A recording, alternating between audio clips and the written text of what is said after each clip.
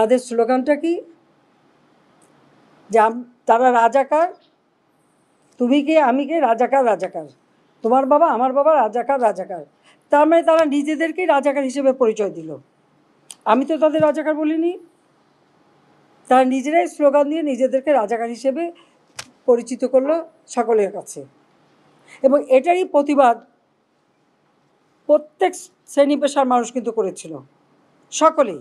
হ্যাঁ, আমাদের ছাত্রলীগ থেকে শুরু করে, যুবলীগ থেকে শুরু করে অন্যান্য সংগঠন, প্রগতিশীল সংগঠন, সকলেই কিন্তু এর প্রতিবাদ করেছে। এমনকি কোনো সেকশনের মানুষ নাই যেটা প্রতিবাদ না করেছে।